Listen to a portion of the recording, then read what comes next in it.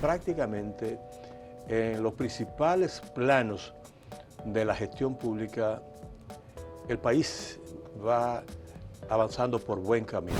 Ese rol del liderazgo femenino de la República Dominicana hasta este momento ha sido muy típico. El gobierno ha reconocido que no puede ser responsable de generar la dinámica económica que posibilite un crecimiento que genere también un bienestar que se sienta en toda la población.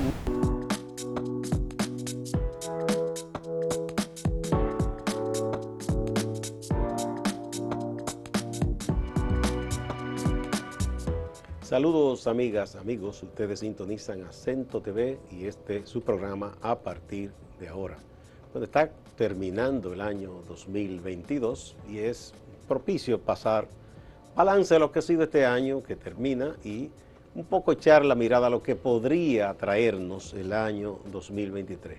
En el aspecto político tenemos como invitado a Luis José Chávez, periodista de larga data, politólogo y un dirigente también del Partido Revolucionario Moderno, el Partido del Poder. Bienvenido, Luis José. Gracias, Gustavo, una vez más. Bien. Por la oportunidad de... Vamos a ver, cómo, digamos, si tú tendrías que sacar así, como enlistar 2 o 3 asuntos relevantes al pasar balance este año en el ejercicio de gobierno. Sí, efectivamente.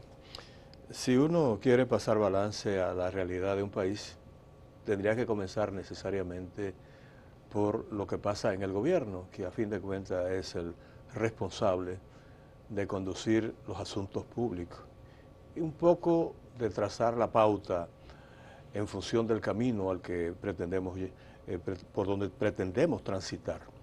Y en ese sentido hay que decir que prácticamente en los principales planos de la gestión pública, el país va avanzando por buen camino, especialmente en lo más importante, en la economía, porque ahora, de acuerdo a las proyecciones de los organismos internacionales, incluyendo al Banco Mundial y a la Comisión Económica de América Latina, la República Dominicana apunta a convertirse en el país con mayor crecimiento económico de América Latina después de Venezuela. Hay que decirlo porque Venezuela, como consecuencia del acuerdo con Estados Unidos y el presidente Biden, que vamos a decir que anuló el bloqueo a la producción petrolera de ese país hermano, pues naturalmente ha logrado una coyuntura muy favorable y ha tenido naturalmente el beneficio, el efecto rebote. Después de pasar muchos años con un crecimiento cero, ahora realmente con un escenario diferente en el mercado internacional y sobre todo con la situación que ha generado en el mercado de los combustibles, la guerra entre Rusia y Ucrania, pues naturalmente eso se ha presentado como una gran oportunidad. Hay que reconocer, aunque a mucha gente no le guste, que el gobierno de Venezuela, por la circunstancia que usted quiera o decisión política, se ocupó de hacer que el campo venezolano ahora esté produciendo más, que ellos habían descuidado esa parte. Eso está también, eso implica... Ya no hay ese desabastecimiento que sufrió Venezuela hace unos años.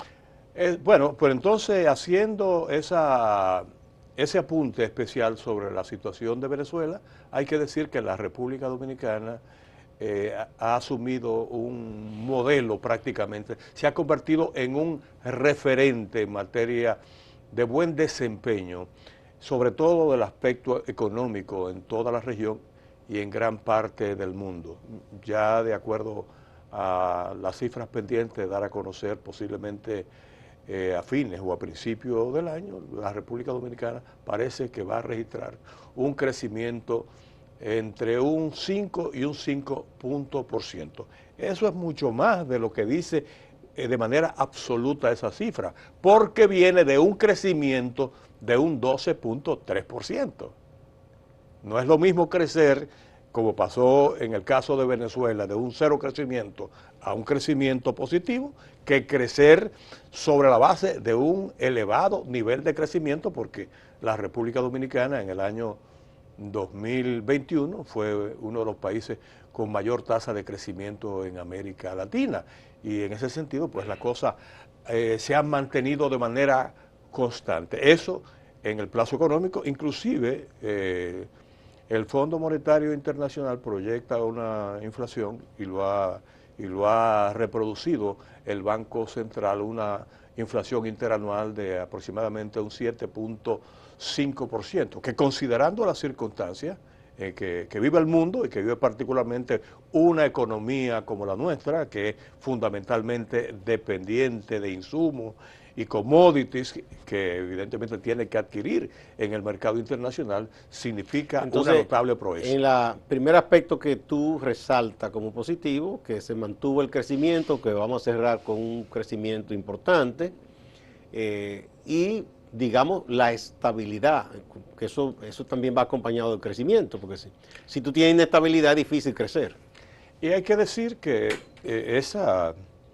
ese crecimiento y esa estabilidad que se ha dado en el crecimiento económico de la República Dominicana no está basado en situaciones realmente complejas que no se puedan explicar.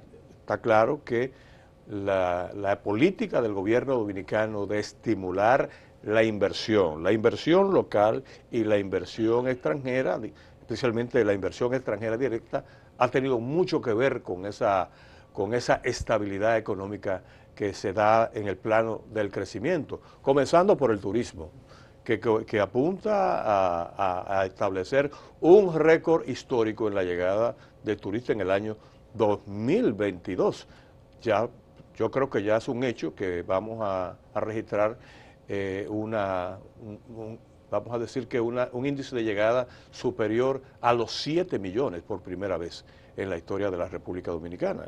Y en circunstancias que nadie probablemente hace 2 años se hubiera atrevido a apostar a favor de esa posibilidad. Pero ciertamente esa ha sido una de las grandes metas que se ha trazado el gobierno del presidente Luis Abinader, involucrándose él mismo en crear todas las condiciones posibles, comenzando por la habilitación del gabinete turístico, coordinado eficientemente, hay que decirlo, por el ministro de Turismo David Collado, pero también trazando una política para incentivar las inversiones y la creación de facilidad en el sector aeronáutico dominicano, que en este momento ha más que duplicado el parque aeronáutico de la República Dominicana y lógicamente la cantidad de vuelos también se ha multiplicado. Eso significa que naturalmente en un área que es fundamental por su impacto transversal en la economía, porque mucha gente evalúa o mide el impacto del turismo en función de su efecto y lo que se puede evaluar desde el punto de vista del Producto Interno Bruto en aquellas áreas directas en las que interviene el turismo, como son los hoteles, por ejemplo, ¿no? El sector gastronómico, los restaurantes. No, es que resulta que el turismo es el principal mercado del sector agropecuario. Tú le quitas, por ejemplo, el turismo al sector agropecuario y prácticamente va a provocar un colapso mayúsculo entre los productores dominicanos. El encadenamiento que genera el turismo. Efectivamente, ¿no? Y eso es aplicable también a la cultura, a la artesanía, a las artes, al transporte, a las finanzas, al comercio. Es decir, el turismo tiene un impacto en todos los sectores productivos de la República Dominicana. De ahí la importancia de que el gobierno apostara justamente a encabezar el proceso de recuperación económica a través del turismo, porque eso a la vez impactaba otros sectores productivos importantes, pero también la República Dominicana ha registrado una de las más elevadas tasas de inversión extranjera en este último año y medio, después de la pandemia. Se ha logrado también mantener el nivel de abastecimiento alimentario, es decir, de los productos básicos de la canasta alimenticia. Sí, la producción y abasto. Y naturalmente se puede decir que el empleo, la recuperación del empleo ha sido pues probablemente una de las cosas más importantes que han ocurrido en el país, porque eso ha significado que se haya reducido la tasa de desempleo, inclusive en comparación con el año 2019. Bien, vamos a una primera pausa, Luis José. Tú has señalado los puntos más sobresalientes, positivos, en el aspecto de la economía. Vamos a hablar de otros asuntos de la economía, pero también hay que pensar que el año que viene ya es un año prácticamente de política, y vamos a hablar de eso. Vamos a la pausa primero.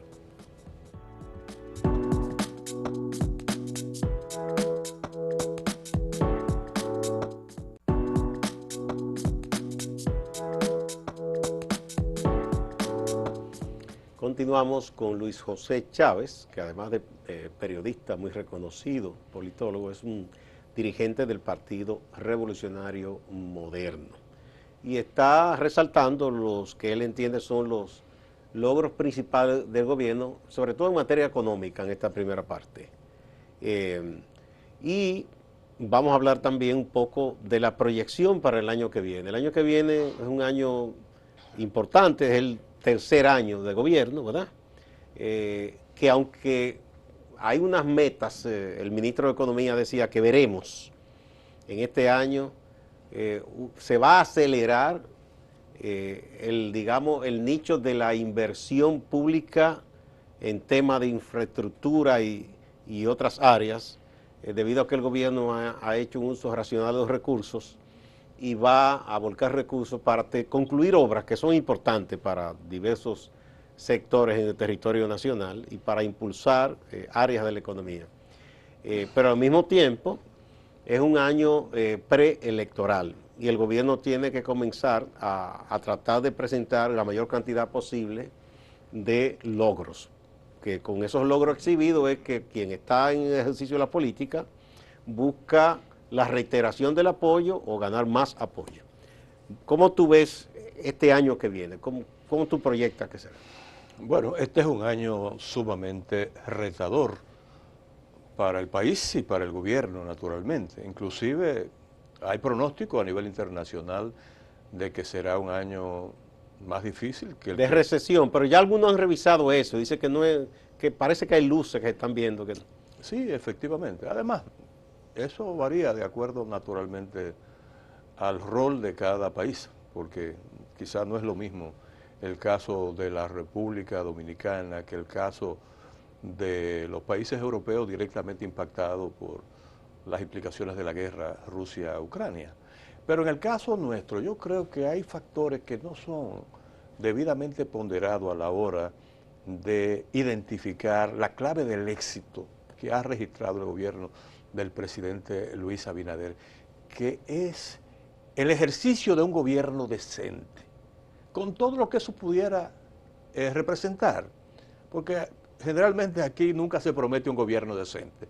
Se promete un gobierno eficiente, se promete mejorar la calidad del gasto público, se promete enfrentar la corrupción, pero yo creo que hay un factor que tiene que ver con el ejercicio del poder y la diferencia que ha marcado el estilo de gestión del presidente Luis Abinader, que ha mostrado claramente que tiene la voluntad de hacer las cosas correctamente.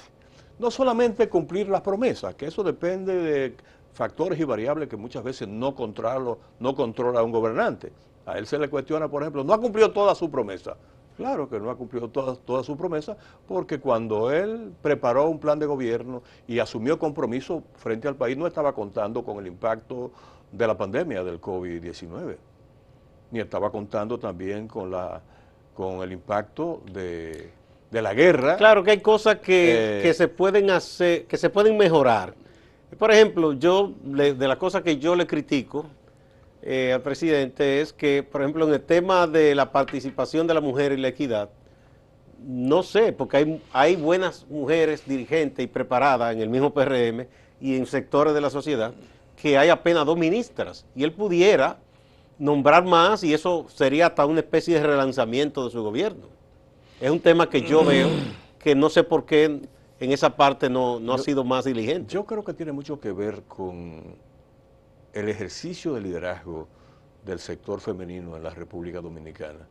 Porque si bien es cierto que hay un compromiso del propio presidente de la República y que además, si se quiere, hay también un compromiso del país y además hay leyes que procuran realmente mejorar el nivel de equidad y de participación de la mujer en los asuntos públicos, pero también tiene que haber un sector, un liderazgo institucional o social que empuje en esa dirección. Y yo siento que ese rol del liderazgo femenino de la República Dominicana hasta este momento ha sido muy tímido. Pero hay incluso dirigentes del propio PRM que se han expresado en ese sentido, de que, sí, bueno, expresarse, de que no las han tomado tanto en cuenta. Sí, eso es verdad, eso es verdad. Yo creo que el presidente, que ha sido reiterativo en el sentido de propiciar la equidad de género, específicamente equidad en términos de participación de la mujer en los asuntos públicos, yo creo que él lo va a tomar en cuenta. Pero cuando yo te decía a ti, Gustavo, que quizás uno de los logros más importantes, más relevantes que registra esta gestión de gobierno es el haber hasta ahora, en camino a un tercer año en el gobierno, que una de las cosas más importantes ha sido hacer un gobierno decente. ¿Qué implica eso? Bueno, eso implica calidad en el gasto público. Eso implica tomar en serio el discurso frente a la corrupción.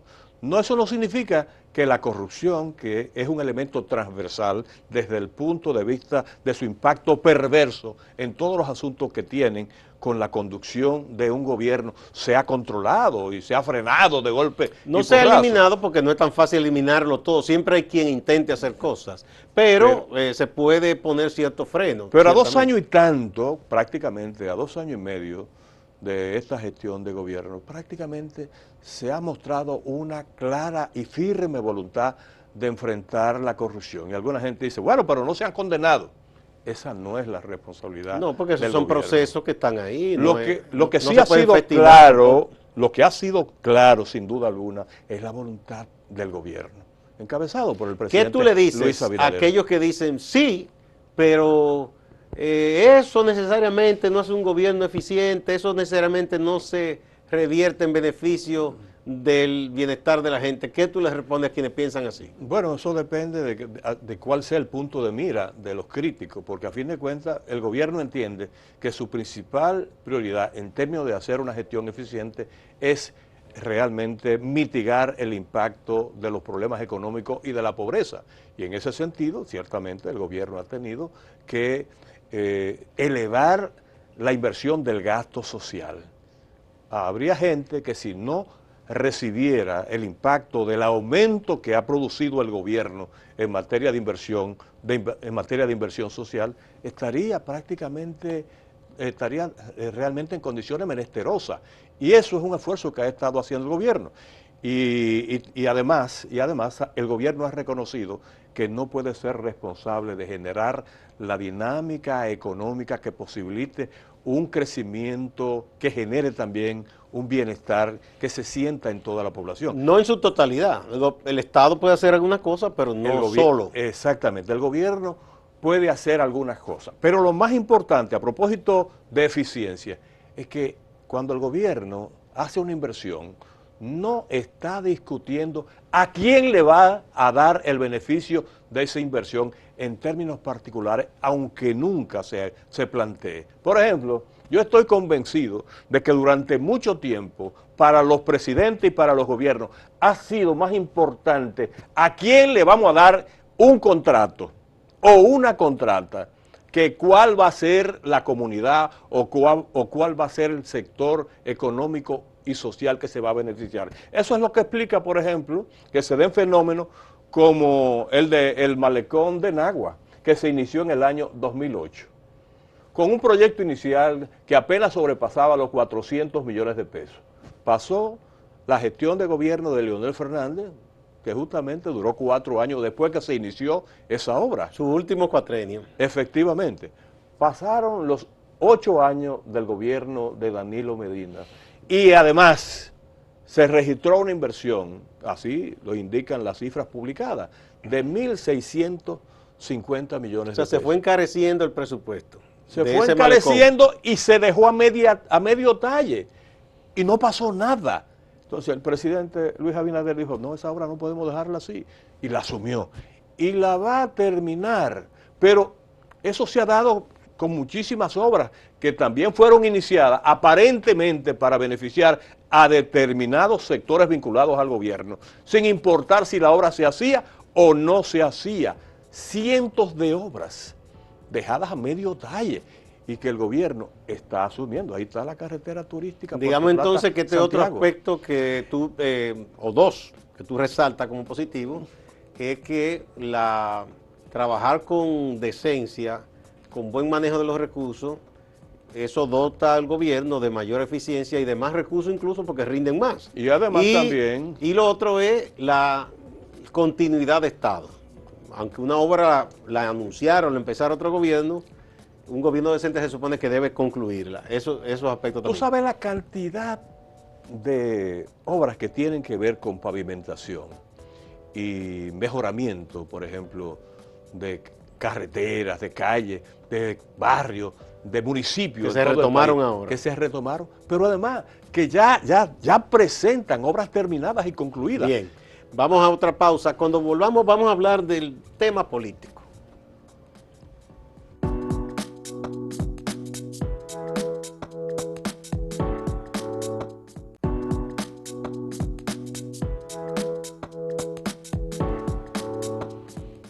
Luis José Chávez, ¿piensas que el PRM y digamos el presidente como líder del PRM tiene vientos a su favor en los escenarios que se presentarán ya en 2023 como un año preelectoral, como para decir sí, vamos a buscar la repostulación y vamos a vencer?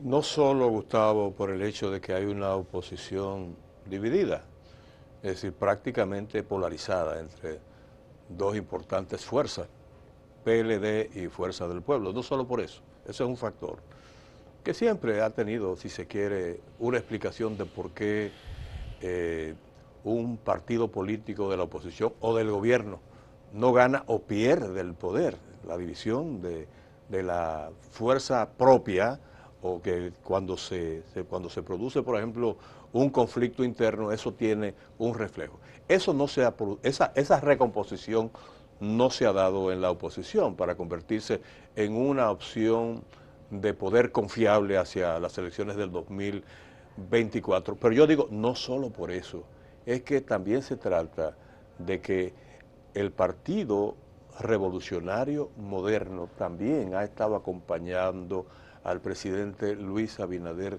en la visión y el compromiso de hacer sobre todo una buena gestión de gobierno como principal propuesta electoral en los próximos 2 años. Eso está claro, porque un gobierno, un partido en el poder que no es capaz de demostrar en los hechos, en los resultados, que vale la pena darle continuidad o tener la validación de los ciudadanos para continuar en el poder, evidentemente pierde la calidad para pedirle el voto a los ciudadanos. Y entonces está claro que esa situación, es decir, el hecho de tener un gobierno que en medio de las más difíciles circunstancias que ha vivido el país en las últimas décadas, ha logrado convertirse en un referente regional y mundial en materia de buena gestión de gobierno. Yo creo que eso tiene mucho que ver con la base en que se sustenta. Bueno, tú sabes que en unas elecciones se buscan los votos, incluso algunos de los expresidentes dijeron que hasta debajo de las piedras. Hay un segmento de la sociedad que parece que todo el mundo se lo está disputando y que cada quien tiene un poquito, que es el segmento conservador, porque la ola de conservadurismo se ha enseñoreado y todo el mundo quiere ser más derechista que el otro, ¿verdad? Eso no solo está pasando aquí, pero hay un segmento que parece como huérfano en estos momentos y como que yo no veo que nadie le dice un piropito para ganárselo. Clase media. No solo en el aspecto socioeconómico, porque la clase media es muy diversa en ese aspecto, claro, sino en el aspecto ideológico. Ajá. El sector progresista liberal, que no es exactamente de la izquierda dura. No lo veo cercano a Fuerza del Pueblo porque son muy derechistas. El PLD queda muy poca gente con ideas también progresistas ahí. Entonces, veo que ha habido cierto distanciamiento de ese segmento progresista que apoyó al PRM en el pasado proceso electoral. ¿Cómo reconquistar, o quién tú piensas que va a reconquistar ese segmento? La gente de pensamiento liberal, que no está contenta con el gobierno, pero tampoco se siente cómodo con los otros dos. Pero tenemos que aceptar también, Gustavo, de que este gobierno ha respondido en gran medida a las expectativas del país en términos de avanzar en función de llevar a cabo un gobierno que por lo menos se aparte de las viejas prácticas perversas que han caracterizado el ejercicio del poder en la República Dominicana. Es decir, yo creo que ese segmento de la población que tú identificas como un sector progresista o liberal, realmente ha visto en la gestión de gobierno del presidente Luis Abinader una respuesta bastante cercana a sus demandas históricas. Piensa que se va a sentir más cómodo con el PRM. Claro, o sea, ¿qué pedía la gente que se concentraba masivamente en la Plaza de la Bandera? Pedía un gobierno decente, pedía enfrentar la corrupción, frenar la corrupción, pedía también un gobierno que fuera capaz de sintonizarse con las necesidades esenciales del pueblo.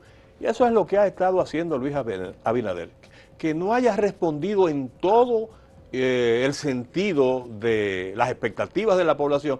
Es probable que no, pero hay que entender que hay limitaciones, que el gobierno, y como en algún momento ha dicho el propio Luis Abinader, no tiene una varita mágica para responder y satisfacer todas las demandas. Pero en ese sentido, y en el contexto de un diría yo, de un marco donde se comparen las ofertas de los diferentes actores políticos, yo creo que quien responde mejor a las expectativas de ese sector liberal, progresista es la propuesta de gobierno de Luis Abinader, que a mí me da la impresión de que no está demasiado afanado,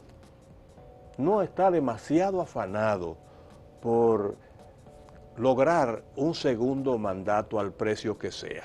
Yo creo que él va a insistir en seguir haciendo una buena gestión de gobierno como principal plataforma de apoyo a su proyecto, si se quiere, continuista o reeleccionista. Pero eso está claro, hay gente que le pide a Luis, tírese a la calle, como ha pasado en el pasado con algunos gobiernos, específicamente del PLD, que salían a la calle a comprar a todo el que tuviera dispuesto a vender. Bien, muchas gracias Luis José Chávez por hacer este balance de lo que ha sido el año y lo que podría venir en 2023. Ojalá que no solo para la República Dominicana, para todo el mundo, sea un año de buenos resultados y que muchos de los pronósticos pesimistas que se han hecho no se den, que haya circunstancias diferentes para la economía y eso que genere bienestar para la gente. Muchas gracias. Muchas gracias a ustedes también, amigas y amigos. No se vayan, además en Acento Portal y Acento TV.